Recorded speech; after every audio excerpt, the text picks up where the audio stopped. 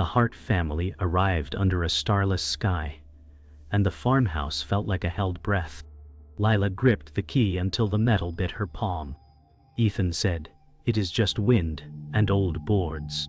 Ava pressed her face to the cracked window. The night swallowed their headlights as if it were hungry. Inside, dust rose in soft halos, turning their breaths to ghosts. Lila said, "Do you smell that copper?" Ethan laughed, thin and tired, and said, "Old pipes." From the hall, a whisper shaped Lila's name with careful teeth. The house listened like a patient clerk, tallying footsteps. Mirrors leaned in every room, wrapped in yellowed cloth. Something tapped behind one, testing the fabric with slow, damp knuckles. Lila said, "Do not say our names again in this house." The whisper obeyed for one beat, then spoke all three at once. Morning came thin and gray, and the house wore daylight like a borrowed coat. Ethan brewed coffee that tasted like old coins. Lila opened cabinets and found only air and mouse nests. Ava said, "Can we paint my room today?" Lila said, "After we unpack the essentials." The mirrors remained asleep under their yellow skins, but the cloth edges curled as if tasting light. Ethan said, "We will make this place ours in a week." Lila smiled to be kind and failed to hide the flinch. From the foyer, a slow creak counted steps that no one took. The copper smell softened, replaced by damp stone. A van horn outside startled Ava, and the house settled with a long, aching sigh. They chose the smallest bedroom for Ava because the window faced the old walnut tree. Lila rolled primer while dust snowed from the ceiling. Ava said, "I want the walls light blue." Ethan said, "Sky blue, done." Lila laughed, and the sound broke like thin glass. A covered mirror leaned beside the closet, and the cloth made a soft ticking sound. Lila said, "Ignore it, and keep talking." Ava waved at the window, and her reflection waved a heartbeat late.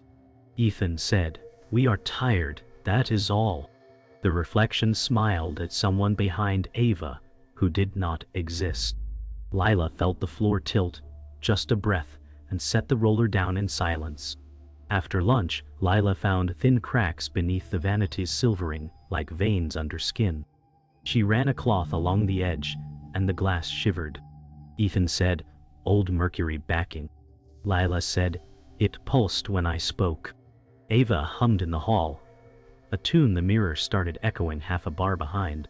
Lila whispered her name and watched the cracks throb once. She said, "Do not say anything near these." Ethan rolled his eyes but stepped back. The room smelled of cold pennies again. Lila set the cloth down, and something tapped from inside, patient as a metronome.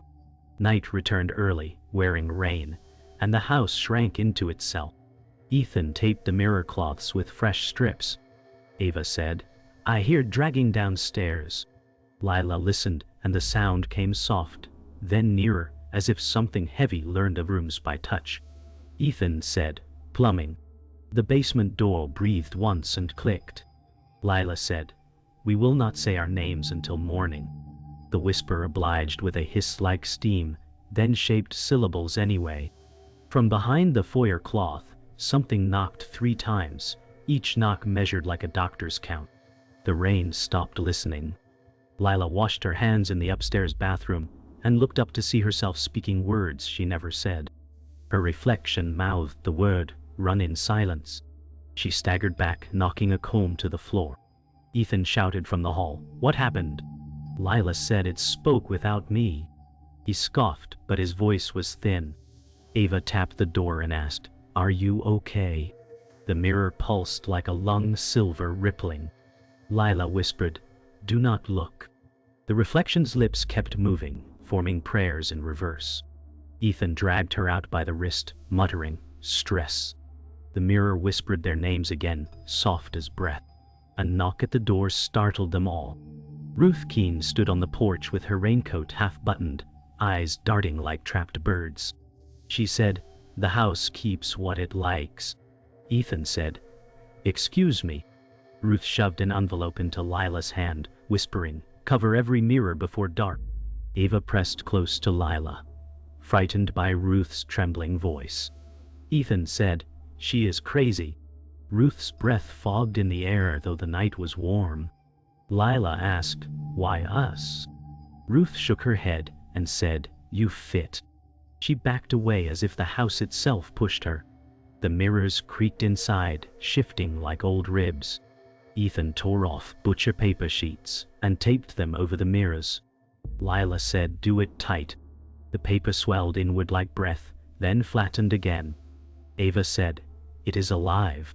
Ethan muttered, "Drafts." The tape curled, then snapped back into place as though held from the other side. Lila pressed her palm to the paper and felt warmth pulsing beneath. Ethan frowned, his skepticism slipping. He said, "This is nonsense," but his eyes avoided the mirrors. The house groaned around them, like a ship in deep water. Ava said, "It wants to come out." The paper stilled, quiet but waiting. Ava whispered to Lila that she had a new friend. She said, "The backwards lady talks when it is quiet." Lila asked, "What does she say?" Ava smiled faintly and said, "She says you will understand soon." Ethan snapped, "Stop feeding her stories." Lila knelt, her face pale, and said, "You must not answer her." Ava said, "She only speaks if no one moves." The house hushed, and even the pipes fell silent. From the covered mirror came a soft hum, a lullaby reversed, bending notes inside out. Lila grabbed Ava's hand and said, "No more games." The hum cut off instantly. Lila gathered them in the living room. She said, "We must follow rules." Ethan asked, "Whose rules?" She pointed at the mirrors. She whispered, "Do not look, and never speak names near them." Ava clutched her toy and nodded solemnly. Ethan said, "Ridiculous." From the hallway, the paper peeled back with a slow tear, not from outside but from within. A gap opened like a grin. Voices whispered all three names pronounced perfectly. Lila pressed her hands to her ears and shouted, "Stop!" The whispering laughed. A low chorus. Ethan's face drained of color. The rule was already broken. Lila found a soot handprint blooming on the hallway mirror, fingers long and wrong. She wiped it, and the same print appeared on Ava's window from the inside. Ethan said, "Soot transfers. Stop." Lila said, "It moved through glass." The house answered with a low groan, like wood remembering pain. Ava whispered, "It knows my room." Lila felt the air thicken, as if the corridor filled with slow water. Ethan said, "Open the windows." The latch resisted, slick with cold. Lila said, "Back away from the glass." The fabric over a second mirror fluttered without a draft. Someone breathed behind it, steady and patient. Ava said, "She is practicing my name." Ethan set a tripod in the living room and said, "Time-lapse? Then we will know." Lila said, "Do not invite it." The camera blinked with a tiny red eye. Hours condensed into minutes on the screen, and their sleeping bodies became still sculptures. In the mirror's cloth, a swell rose like a tide. A palm pressed out, fingers bending the tape, then smoothed the fabric flat with care. Ethan deleted the file in a panic. Lila asked, "What did you see?" He said, "Nothing useful." His voice broke on the lie. Ava woke in the doorway and said, "It filmed us sleeping." The house ticked in dozens of places at once. Ruth brought a stranger to the porch, a lean man with a preacher's coat and a tired gaze. He said, "Cole Mercer." Lila asked, "Why are you here?" Mercer eyed the windows and said, "Parish Glass." Ethan scoffed and said, "Church words." Mercer said, "Confessions caught in silver, debts kept in ledgers." Ruth squeezed Lila's arm and said, "He knows the house." The porch boards trembled under a footfall that no one made. Mercer looked at the covered foyer mirror and whispered, "It counts by names, not years." Lila asked, "Can it be stopped?" Mercer said, "It bargains first." The wind carried a whisper that knew every syllable. A delivery van idled at the curb as a young driver carried a box to the door. He glanced past Lila and saw the foyer mirror through a tear in the cloth. He froze, pupils blown wide. He said, "You are already in there." Ethan stepped forward, but the driver stumbled backward into the street. Tires shrieked as a sedan swerved, horns splitting the air. The box burst open, spilling packing straw like pale weeds. Lila shouted, "Look at me, not the glass." The driver stared at the foyer as if it sang to him. Ruth hissed, "Close the door." Lila slammed it, and the whispering cut off mid-syllable. They gathered by the basement door, where cold pooled like water. Ruth said, "Rule 2, no names near glass." Ethan said, "We already failed." Mercer rested a palm on the door and said, "Listen." From the basement mirror rose a voice that braided 3 tones into one. It spoke Lila, Ethan, and Ava with textbook clarity, savoring each vowel. Ava whispered, "She sounds like me." Lila felt the syllables tap her bones. Ethan said, "It is learning us." Mercer said, "It is ready to trade." The doorframe vibrated with the last syllable, as if the house approved their fear. Lila pried loose a cracked mirror in the nursery and found a ledger hidden behind the frame. Pages were yellowed, filled with names written in neat black ink. Each ended with the same word, kept. She said, "These are families." Ethan bent close and muttered, "No, these are victims." Ava pointed at a blank space, small and waiting. Ruth whispered, "It records the house's appetite." Mercer flipped a page and said, "It is a census of the taken." The ink smelled sharp, like iron and ash. Lila ran her finger along the margin and said, "It expects us." The walls trembled in agreement. Ethan stood by the window, voice low. He admitted, "The house was too cheap, I knew." Lila stared, disbelief tightening her throat. He said, "The realtor told me it wanted us, and I took the chance." Lila said, "You brought us here on purpose." Ethan's silence cut sharper than any answer. Ava said, "Daddy?" Ruth spat, "You fit the pattern, you fool." Mercer said nothing, watching Ethan with hard eyes. The mirror cloth rippled once, savoring the confession. Lila pressed the ledger to her chest and whispered, "You fed it our names." Ethan shut his eyes and said, "I thought we could resist." Ruth sat heavily, sleeves slipping to reveal a scar across her wrist, thin and pale. She said, "I lived here once." Lila whispered, "You escaped." Ruth said, "I ran when my reflection blinked out of time."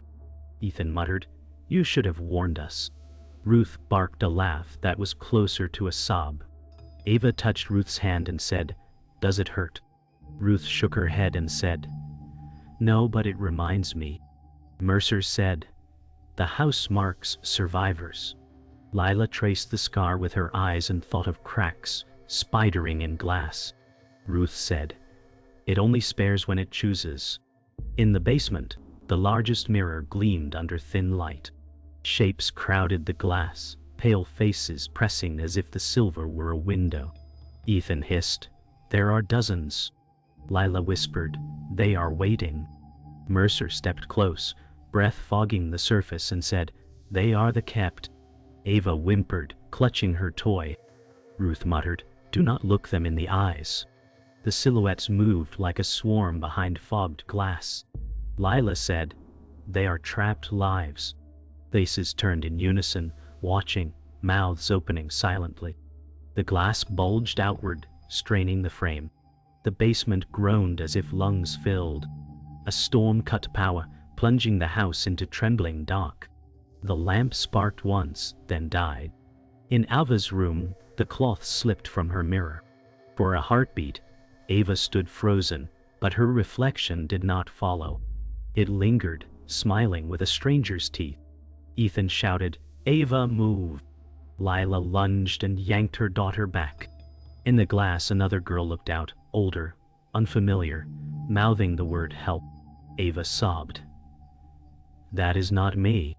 Ruth screamed, "It has started." Mercer grabbed the ledger and said, "It writes her name now." Pages rustled by themselves. Ink bled across paper, spelling Ava Hart. Mercer set the ledger on the table and traced a sigil pressed into the leather. He said, "This is Parish Glass." Ethan said, "Say it plain." Mercer said, "Mirrors that swallow confession and barter with guilt." Ruth whispered, "It weighs what you love." Lila said, "It is not taking Ava." The foyer cloth rustled like a curtain before surgery. Mercer said, "A debt can be paid, but not erased." Ethan said, "What does it want?" Mercer answered, "A willing keeper, or an equal sorrow." Ava said, "I am scared." Lila held her and said, "You are not the price." The house ticked like a clock inside bone. Lila asked, "Why us?" Mercer turned pages stiff as leaves. He said, "It calls families with fractures." Ethan said, "We are not broken." Ruth said, "You bargained before you came." Ethan flinched like slapped. He said, "I saw a life in a window, and it looked easy." Lila stared at him as if seeing a stranger. She said, "You chose a promise made by a wall." The lamp hissed and drew a long breath. Mercer said, "The house answered first." Ava whispered, "Please stop fighting." Lila closed her eyes and felt the mirror lean toward her name. In the dim hallway, Lila faced a freestanding mirror the house had placed like an altar. Her reflection was older, eyes ringed, mouth set. It lifted a slow hand half a beat late. Lila said, "What did you trade?" The reflection smiled, tired and guilty. It mouthed time. Ethan said, "This is a trick." The reflection looked past Lila at Ava and whispered, "Choose me," and she walks. Ruth said, "Do not answer glass." Mercer said, "It shows a path, not mercy." Lila felt the floor flex under a weight she could not see. The mirror pulsed to her breath. The ledger fluttered by itself and ink unfurled in a neat hand. Today's date bled onto a fresh line under Ava's name. Mercer said, "It writes before the keeping." Lila slammed her palm on the page and said, "Write mine instead, owl." Ethan grabbed her wrist and said, "No." Ruth said, "It will take you and still want more." The foyer mirror brightened with a clinic white glare. Ava cried, "Mom, do not go." Lila said, "I will not leave you." The ink paused as if listening. The page smelled like pennies under rain. Mercer spoke softly, shaping rules like prayers. He said, "It wants a replacement or a truth that tilts the scale." Lila said, "Then hear mine." She turned to Ethan. She said, "You wanted an easier life more than us." Ethan shook, words lost in his throat. Ruth said, "Say it out loud." Ethan finally said, "I chose the promise over you." The house drew a long, pleased breath. Lila faced the mirror and said, "I will not pay with my life. I pay with what you asked him to hide." The foyer cloth snapped like a sail. The ink hesitated between names. The house held its breath as Lila drew them into the parlor and whispered, "We need silence." Ethan asked, "Why?" Ruth said, "The backwards lady only speaks when all else stops." Mercer snuffed a lamp, plunging them into a soft black where every drip and creak died. Ava buried her face in Lila's chest. Then from the basement mirror rose a hum, reversed words tangled with lullabies. Lila said, "Tell me what you want." The mirror softened, its surface rippling like water. Mercer said, "She has opened it." Ethan hissed, "We should not step in." But the house answered with a low beat, like a second heart. Lila stepped through the surface as if it were heavy rain. The corridor beyond shimmered with endless mirrors, each showing her life bent differently. In one, she held no Ava. In another, Ethan was gone. She whispered, "These are my deaths." Mercer's voice echoed from far away. "They are paths unchosen." Ethan shouted, muffled, "Come back!" Ava's cry bled through the glass. Lila walked slowly, every reflection shifting a second out of sync. From behind her, the dragging sound followed, something huge scraping across invisible boards. Lila whispered, I am not afraid, though her knees trembled. At the corridor's center stood a figure with Ethan's face, but eyes too black. It said in many voices, "Balance." Lila said, "Not Ava." The figure's smile folded wider, whispering, "Truth is weight." It pressed its hand to the mirror wall, and the reflections shifted to show Ethan signing papers with the realtor. Lila said, "You betrayed us." Ethan's voice from behind the glass broke. "I never meant." The figure said, "His silence is worth a life." Lila clenched her fists and said, "Then take his lie, not my child." The mirrors shook, dust raining down. In the foyer outside, Ruth guided Ava toward the largest mirror. She whispered, "Breathe on it, child." Ava blew a thin mist across the silver, and the glass quivered.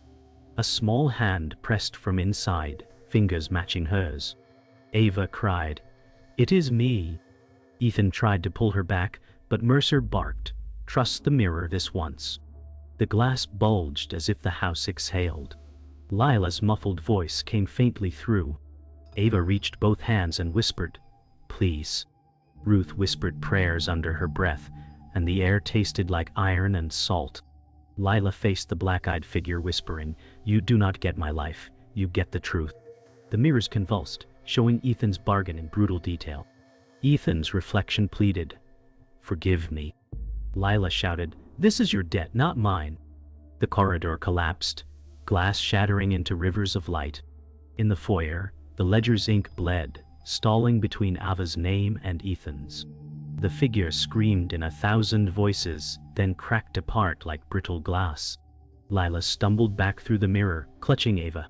The house moaned as if wounded. Ruth gasped, "It did not take her." Mercer whispered, "The balance has shifted." Cole Mercer raised the nursery hammer and said, "Names bind." Oh. He struck the mirror, and cracks webbed like frost. Ink in the ledger thinned, some entries paling to ghosts. Lila said, "Keep going."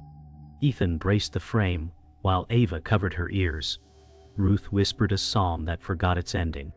The glass sighed as if relieved, then bled black from the edges. Mercer said, "It will fight." A distant chorus answered from deeper mirrors, counting their names with schoolroom precision. Lila felt the floor pulse, a slow heart under the boards. She said, "If it keeps books, we will tear the pages." The house retaliated at once. Paper tore off every mirror, ripping like wet fabric. Strangers filled the walls, watching with patient hunger.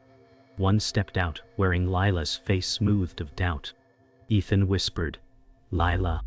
The not Lila smiled with a practiced tenderness. Lila said, "Do not speak to it." The figures mouthed their names in perfect rhythm. Ruth stumbled back, whispering, "They learned us."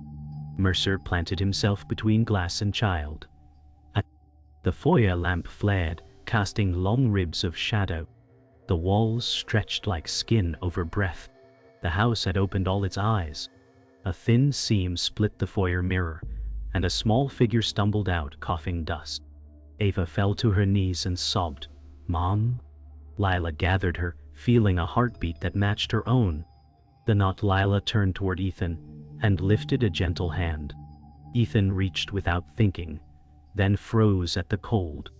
Lila said, "She is not me." The not Lila's smile widened by degrees, teeth a fraction too even. Ruth hissed, "Back away." Mercer said, "The house wants balance, not comfort." The mirror behind the double shivered, hungry for the next name. Lila boarded frames with salt and nails, moving room to room while the doubles watched. Ethan said, "We are whole now." His reflection did not answer him. It looked past Lila at a figure no one else could see. Ava whispered, "Do not let them say us again." Ruth held the ledger like a wounded bird. Mercer said, "Names out loud, give weight." Lila hammered until her palms stung. The house inhaled and exhaled, a chapel of lungs. For a second, every reflection blinked out of time. Lila said, "We leave when the sun clears the trees." Movers hauled the last mirror toward the truck, breath steaming in cool light. Lila said, careful with that. The glass flashed once like a fish turning. Ink in the ledger twitched, and a fresh line formed neat and final.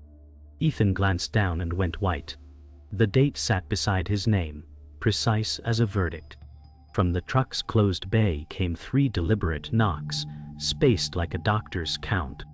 Ava pressed closer to Lila and whispered, "Do we go now?" Mercer said, "Do not look back." Ruth crossed herself with a shaking hand. The house seemed to smile with its empty windows. "I need